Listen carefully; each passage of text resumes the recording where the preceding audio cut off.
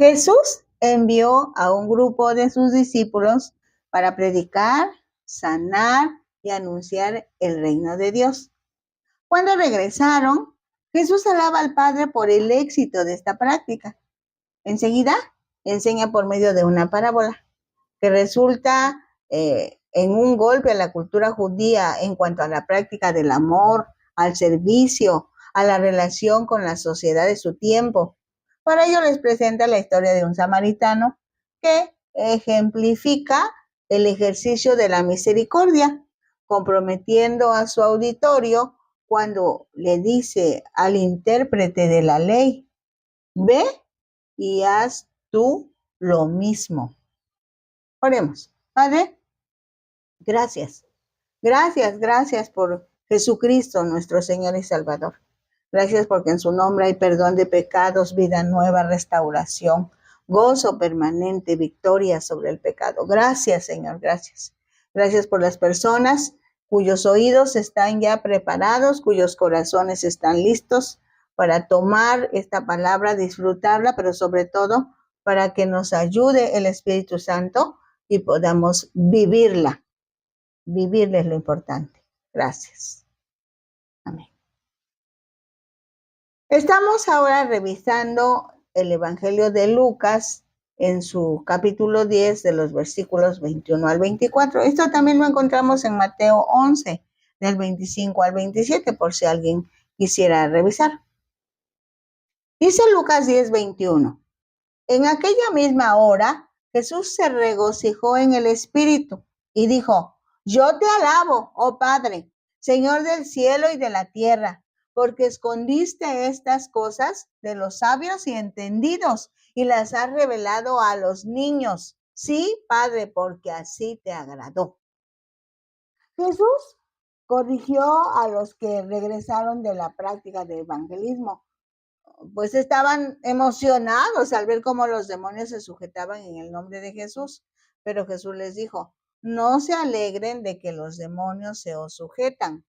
Alégrense de que sus nombres están escritos en los cielos. Jesús comparte su gozo y da gracias al Padre por la revelación y el poder que ha manifestado a través de ellos.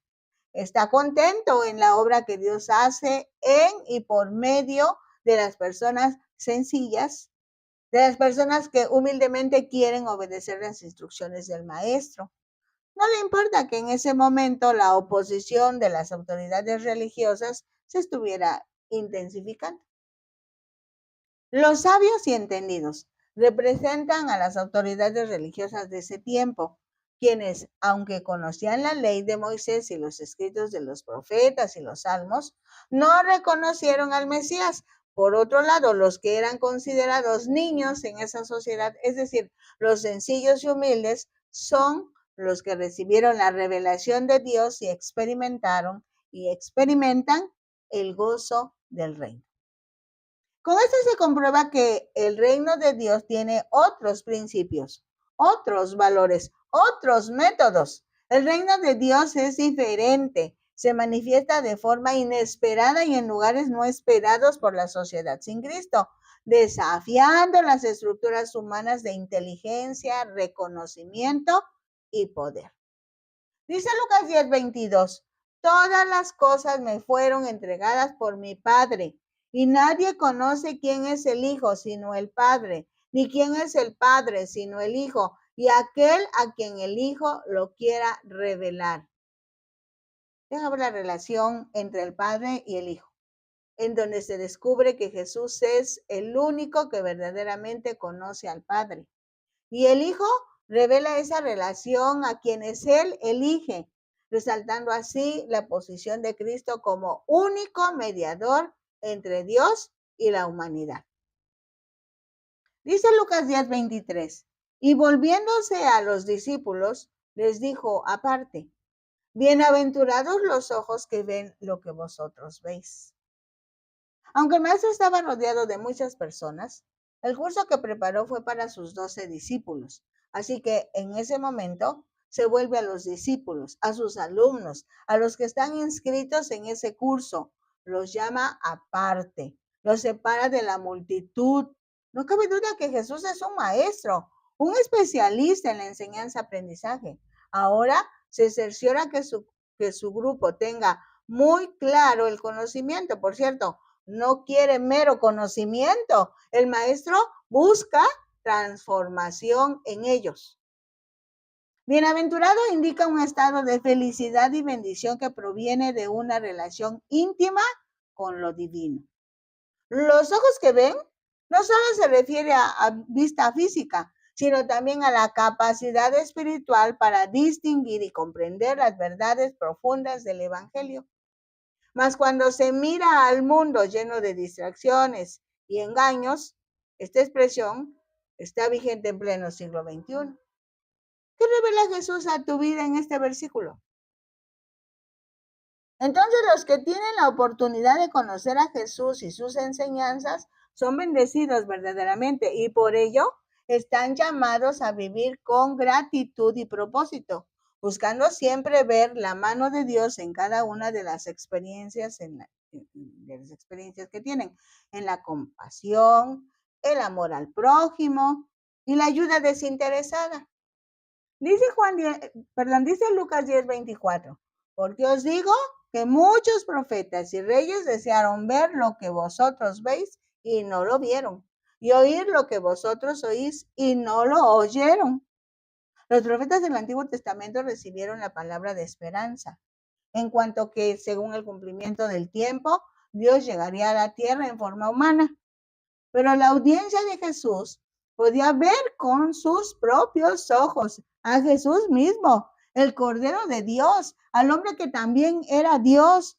Pues bien, dijo Pablo, el apóstol, en Jesús habitó la divinidad corporalmente. Dice ahora Mateo 11 de los versículos 28 al 30. Venid a mí todos los que estáis trabajados y cargados, y yo os haré descansar. Jesús está hablando a los judíos, a su pueblo. Les hace una invitación. Vengan a mí. ¿Quiénes? Las personas que tienen dos características bien definidas. Están trabajados y están cargados. Trabajados se refiere a trabajo arduo, trabajo que produce cansancio, agotamiento, propias del diario vivir, pero también propias de personas a las que se les ha obligado a trabajar en largas jornadas, que implican un cansancio exagerado, muchas veces hasta desmayar. Cargado, se dice de las personas que se les ha colocado una carga en la espalda, como si fuera un gran barco que aguanta muchas toneladas o un animal de carga al que le atan la carga y en ocasiones se les olvida o se le olvida a su dueño quitarle la carga y así se queda durante toda la noche. Algunos animales que son además maltratados por sus dueños llegan a morir por el exceso de carga sobre sus lomos. Ahora bien, algunos trabajados y cargados están así porque ellos de alguna manera aceptan el trabajo o la carga, pero a otros se les obliga a realizar trabajos rudos y a soportar cargas pesadas. A muchos de los que estaban escuchando a las autoridades religiosas de su tiempo, les habían impuesto cargas que ellos mismos no podían llevar. Estaban escuchando a las autoridades religiosas de su tiempo, pero también estaban en la reunión en donde Jesús hablaba y les explicaba esta situación. Tristemente, hoy mismo existen personas así, a quienes otros les han impuesto trabajos y cargas de tal manera que en lugar de que disfruten de una relación sana con Dios que traiga libertad, paz, gozo, amor, les han engañado y tienen temores, amenazas, engaños, decepción. A esas personas Jesús ofrece descanso que va más allá de las dificultades temporales. La paz que solo Jesús puede dar es duradera, es una vida renovada y restaurada, es eterna. Jesús mismo dice, yo os haré descansar. Dice Mateo 11:29, llevad mi yugo sobre vosotros y aprended de mí, que soy manso y humilde de corazón, y hallaréis descanso para vuestras almas. Llevar se refiere al discípulo que llegó ante Jesús, a quien Jesús le quitó la carga y el cansancio de la vida, y que convencido toma el yugo. Dice el texto, llevad mi yugo. Lo coloca el discípulo sobre él, sobre sí mismo, unido a su maestro.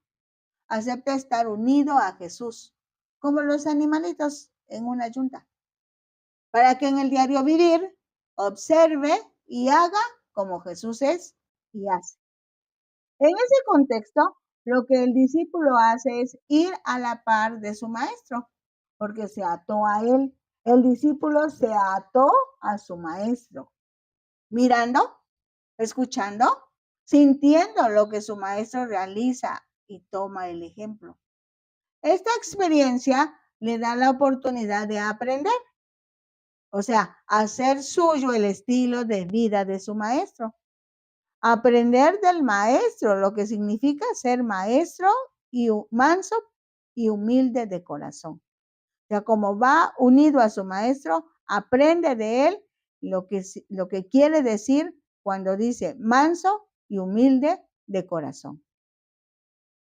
Ser maestro, ser manso es estar en control de uno mismo. Autocontrol, decimos hoy. La mansedumbre va unida a la humildad y la paciencia. Un claro ejemplo es el comportamiento de Moisés, quien en un momento determinado es identificado como muy manso. En Números 12:3, si quieren verificar. Tenía autoridad y responsabilidad por el pueblo delante de Dios, pero se mantuvo humilde y sometido a la voluntad de Dios. Otro ejemplo de mansedumbre es Jesús, pues fue un hombre compasivo y poderoso, mostrando paciencia y amabilidad, incluso en medio del sufrimiento y la provocación. Humilde es una persona que reconoce la dependencia de Dios y por consecuencia sus limitaciones como ser humano. Así que los humildes buscan la gloria de Dios y no la suya propia, de tal manera que pueden servir a los demás de una forma más efectiva. Los humildes saben que todos sus talentos y éxitos vienen de Dios, así que están agradeciendo a Dios por todo. Reconocen que cometen errores y están dispuestos a aceptarlos y enmendarlos. Por lo mismo, siempre que sea necesario, ofrecerá disculpas. Dice en Mateo 23:12, el que se ensalce será humillado y el que se humille será ensalzado. Con estas palabras se demuestra la importancia de la humildad para Dios. O sea, para Dios, ¿qué tan importante es la humildad? Pues Dios mismo recompensa la humildad. Así que a los trabajados y cargados, Jesús les ofrece descanso de manera sobrenatural. Enseguida les ofrece la forma en que permanezcan descansando. Aquellos mismos, apoyados en Jesús, ya no vuelvan a sentirse cansados por tanto trabajo y cargados por tanto peso. Dice Mateo 11:30, porque mi yugo es fácil y ligera mi carga. Jesús dice, si estás cansado y cargado, te ofrezco quitarte todo eso para que descanses. Enseguida te ofrezco que tú mismo te ates a mí. Por cierto, no vas a dejar de trabajar, ni vas a dejar de cargar. Solo te aseguro que si tú aceptas mi yugo y mi carga, la vida para ti será placentera. Estarás descansado y contento, disfrutando del cuidado y provisión de Dios. Dice Lucas 10, de los versículos 25 al 37. Es otro momento. Este evento se da en el momento en que Jesús se enfrenta a las autoridades religiosas y establece su misión de amor y redención. Se conoce como la parábola del buen samaritano y tiene lugar en un contexto cultural donde las divisiones étnicas y religiosas eran evidentes Y el mensaje de inclusión que Jesús presenta desafía las normas sociales de su tiempo, pues llama a la acción, a poner en práctica el amor, a ser agentes de cambio, a buscar oportunidades para servir y ayudar a aquellos que están alrededor. Dice Lucas 10:25. Y he aquí, un intérprete de la ley se levantó y dijo, para probarle, Maestro, ¿haciendo qué cosa heredaré la vida eterna? Una de las enseñanzas de Jesús fue la relacionada con la vida eterna. En ese momento, Jesús está nuevamente en Jerusalén. Esa ciudad es la sede de las autoridades religiosas. Entre ellos están los intérpretes de la ley, o sea, personas que estudiaban y conocían la ley de Moisés, la original y todas las derivaciones que se fueron dando con el correr del tiempo, pues de 10 mandamientos originales, para ese momento había más de 600, aparte de la explicación por medio de interpretaciones y costumbres.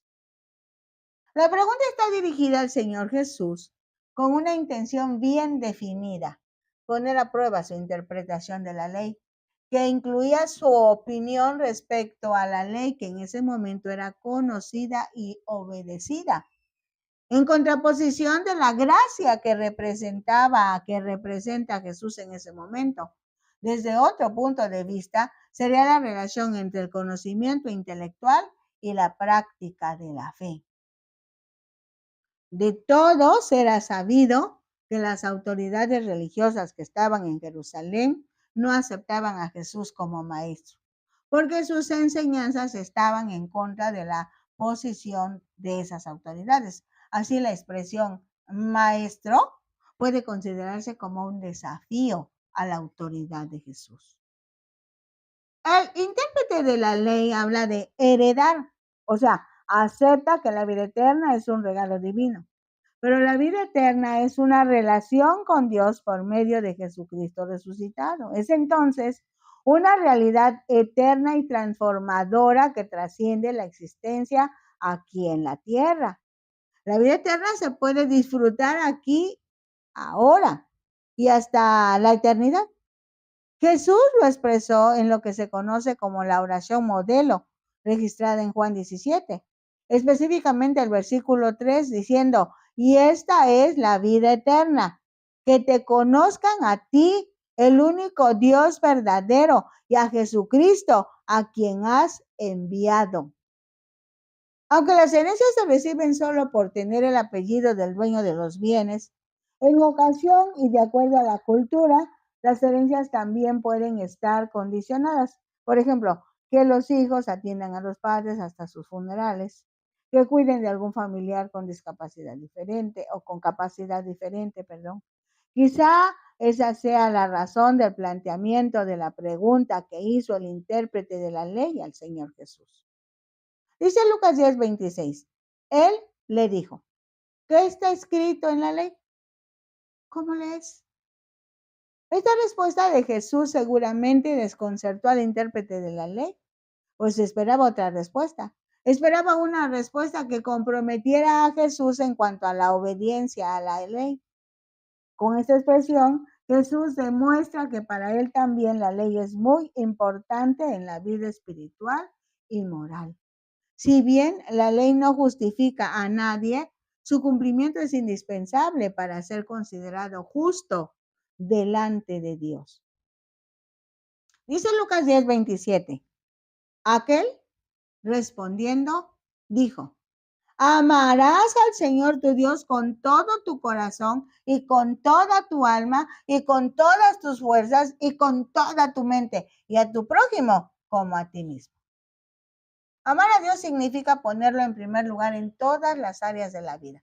Es lo que se llama amor incondicional a Dios, honrándolo, adorándolo y buscando obedecer su voluntad antes que la voluntad propia. Amar a su prójimo es tratarlos con el amor y respeto que se desea para todas las personas, empezando por uno mismo. De esta manera, el modelo para interactuar con el prójimo, independientemente de su raza, género, religión, posición social o económica, independientemente que traten mal o que sean diferentes. Estos dos mandamientos resumen toda la ley, los profetas y los salmos. O sea, resumen el contenido del Antiguo Testamento. Son la base para una buena relación con Dios. Dice Lucas 10:28. Y le dijo, bien has respondido, haz esto y vivirás. Jesús enfatiza en hacer, llevar a la práctica lo que se ha aprendido de la palabra. Dice el versículo 29 de Lucas 10, pero él, queriendo justificarse a sí mismo, dijo a Jesús, ¿tú quién es mi prójimo? El intérprete de la ley deja ver una necesidad humana totalmente, pues los humanos, entre más sabemos, menos obedecemos, porque pensamos que los que deben obedecer son las personas que no tienen el conocimiento adecuado en alguna situación como esta. Dentro de la estructura mental de este hombre, seguramente estaban ciertos patrones de conducta de los judíos. En primer lugar, pensaba que solo el pueblo judío, porque conocía la ley de Moisés o la ley de Dios, podía obedecerla, incluso alterarla, y que a los intérpretes de la ley no se les podía hacer correcciones, porque ellos siempre tenían la razón. Esperaba que Jesús contestara que su prójimo eran sus hermanos judíos, pero que sus hermanos judíos debían atender a los intérpretes de la ley y en general a los que estaban en autoridad. Tenían en mente una sociedad de clases. Entonces, con esa pregunta, ¿quién es mi prójimo? Quería justificar su trato a los demás, pensando que solo debía tratar bien a los que a su propio juicio lo merecían. Pero Jesús siempre te llevará a hacer todo lo que hagas pensando en el amor y la compasión. O sea, debes estar dispuesto a hacer lo necesario por los demás. Dice Lucas 10:30. Respondiendo Jesús, dijo, un hombre descendía de Jerusalén a Jericó y cayó en manos de ladrones, los cuales le despojaron e hiriéndole, se fueron dejándolo medio muerto. Aconteció que descendió un sacerdote por aquel camino y viéndole, pasó de largo. Asimismo, un levita, llegando cerca de aquel lugar y viéndole, pasó de largo. Esta es una historia de la vida cotidiana que tiene una enseñanza espiritual, por eso se le conoce como parábola. Usa el Señor Jesús esta realidad que más de uno había vivido. En ese tiempo se hacían los viajes caminando. Cotidianamente había ladrones y robos con violencia. El que presenta a Jesús es un caso así. El sacerdote y el levita son representantes de los religiosos de ese momento. Era de esperarse que actuaran con compasión y rectitud, pero cuando encuentran al hombre herido, deciden ignorarlo. Cuando Jesús puntualiza en esta actitud, surge la llamada de atención sobre el comportamiento de las personas hacia el sufrimiento ajeno. No lo dice, pero lo deja saber. Dice Lucas 10:33. Pero un samaritano que iba de camino vino cerca de él y viéndole fue movido a misericordia y acercándose vendó sus heridas, echándoles aceite y vino y poniéndole en su cabalgadura lo llevó al mesón y cuidó de él. Otro día al partir sacó 2 denarios y los dio al mesonero y le dijo, cuídamele y todo lo que gastes de más yo te lo pagaré cuando regrese. Los samaritanos eran despreciados por los judíos de esa época. Consideraban traidores a la fe, los consideraban traidores a la fe judía porque al unirse en matrimonio con pueblos inconversos, su fe se vio afectada, inclinándose a los ídolos de los pueblos de donde provenían. En la parábola es un samaritano el que demuestra compasión, pues se acerca al hombre herido, lava sus heridas y se asegura de que reciba la atención necesaria. Utiliza sus recursos y tiempo, lo que manifiesta su generosidad y el sacrificio personal en el acto de amar a otros. Pues el sacerdote y el levita, que eran parte del Sanedrín, eran parte de las autoridades religiosas de ese momento, no hicieron nada para ayudar al hombre herido, seguramente argumentando que su trabajo en la obra de Dios era más importante que atender a un hombre que estaba tirado en el camino. Entonces, no se trata de conocer y recitar la ley, los mandamientos de Dios. Aquí y ahora, lo que cuenta es qué hace o deja de hacer en bien del prójimo cada uno de los que se identifican como hijo de Dios. Dice Lucas 10:36, ¿quién pues de estos tres te parece que fue el prójimo del que cayó en mano de los ladrones? Él dijo, el que usó de misericordia con él. Entonces Jesús le dijo, ve y haz tú lo mismo. Al final, Jesús desafía al experto en la ley a identificar quién fue el verdadero prójimo. La parábola recuerda que, independientemente de las diferencias, todas las personas forman parte de la familia humana y están llamados a cuidarse unos a otros. Estamos llamados a cuidarnos unos a otros. El intérprete de la ley tuvo que reconocer que la calidad del amor solo se mide por la compasión y la acción. Cuando Jesús cuenta esta historia, realmente está desafiando las nociones preconcebidas sobre quién es el prójimo y cómo debe manifestarse el amor. Jesús utiliza la oportunidad para ilustrar la verdadera esencia de la ley. ¿Cuál es la esencia de la ley? El amor a Dios y al prójimo, haciendo una aplicación práctica y directa. Ve y haz tú lo mismo. Ese es el corazón de la ley. Ese es el principio de la ley. Cambiemos, estemos alegres, obedezcamos la palabra. Gocémonos al ayudar a otros. Haz tú lo mismo. Ve. Bueno, en Ventana Virtual Cristiana Radio están ayudándonos a promocionar estos materiales. Hay varias radiodifusoras y televisoras con ellos. También ustedes pueden disfrutar estas enseñanzas en el canal nuevo que abrimos en YouTube a nombre de Rosa Adela Hernández Ojeda y en Facebook lo encontramos como Disfrutando la Palabra. Les amamos en Cristo. Vayamos a buscar a muchos heridos para curarlos y mostrar el amor de Dios. Bendiciones.